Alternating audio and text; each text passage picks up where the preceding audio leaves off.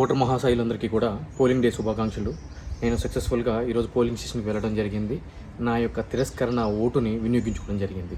మీరందరికీ ఒక అనుమానం రావచ్చు, ఏంటి ఈ తిరస్కరణ ఓటు అని చెప్పి.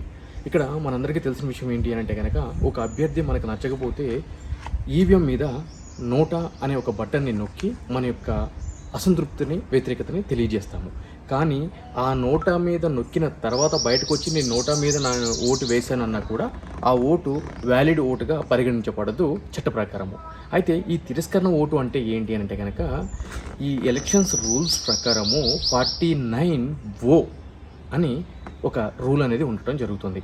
దాని ప్రకారం ఏంటి అని అంటే కనుక, ఎవరైనా ఒక ఓటరు ఓటు వేయడానికి పోలింగ్ స్టేషన్కి వెళ్ళిన తర్వాత అక్కడ 17A వెరిఫికేషన్ ఉంటుంది. అంటే మీ యొక్క ఓటు ఉందా లేదా, ఏ బూత్ ఏంటి అని అయిపోయిన తర్వాత పోలింగ్ స్టేషన్ లోపల 17A అనే ఫాము సంతకం పెడతాము. సంతకం పెట్టిన తర్వాత, ఇంక్ పెట్టిన తర్వాత మనం వెళ్ళి ఓట్ బటన్ మీద ఓటింగ్ అనేది చేస్తాము.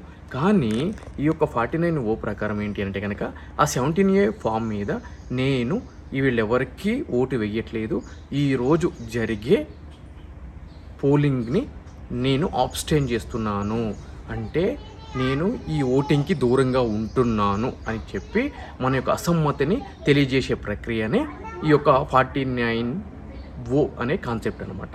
సో దీని ప్రకారము మీరందరూ అనుకోవచ్చు, నోటా వేరు, ఈ యొక్క ప్రక్రియ వేరు. సో దాని ప్రకారం ఈరోజు నేను వెళ్ళి నా యొక్క తిరస్కరణ ఓటుని ప్రిసైడింగ్ ఆఫీసర్ ముందు రికార్డ్ చేసి 17A ఫామ్లో నేను ఈ యొక్క వివరాలు మెన్షన్ చేయడం జరిగింది.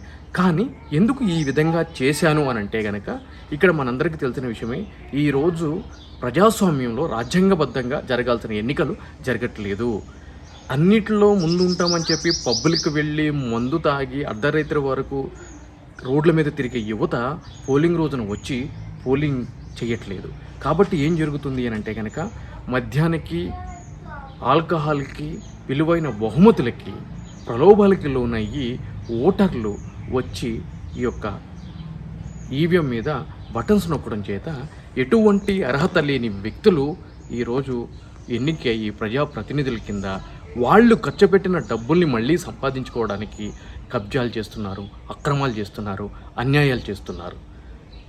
గత ఎన్నికల్లో ఉప్పల్ నియోజకవర్గం నుంచి కంటెస్ట్ చేసిన ఎమ్మెల్యే అభ్యర్థిగా ఇవన్నీ కూడా ప్రత్యక్షంగా నేను అనుభవించాను.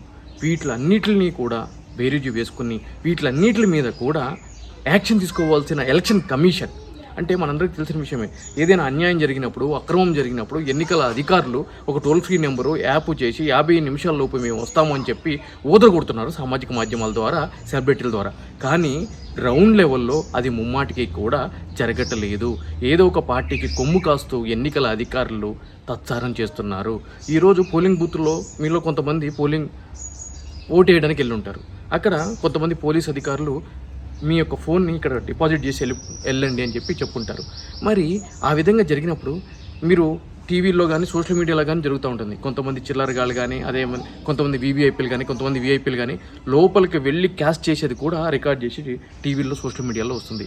మరి ఫోన్ డిపాజిట్ చేసి వెళ్ళాలి అని అనుకుంటున్నప్పుడు, అతను పోలింగ్ ఏజెంట్ కానప్పుడు ఏ విధంగా అవి విజువల్స్ బయటకు వస్తున్నాయి? మరి ఎన్నికల సంఘం అధికారులు ఒక్కొక్కరికేమో ఒక రూలు, ఇంకొకరికేమో ఇంకొక రూలు ఏ విధంగా చేస్తున్నారు?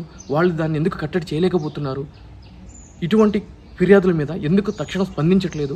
కాబట్టి వీటిలన్నిటిని బేరీజు వేసుకుని నేను నా అసమ్మతిని ఈ విధంగా తెలియజేయడానికి ఈ ఎన్నికల సంఘం కల్పించిన 49O ప్రకారము నేను ఈ యొక్క ఎన్నికలకి దూరంగా ఉంటున్నాను అని చెప్పి ప్రిసైడింగ్ ఆఫీసర్ ముందు తెలియజేయడం జరిగింది.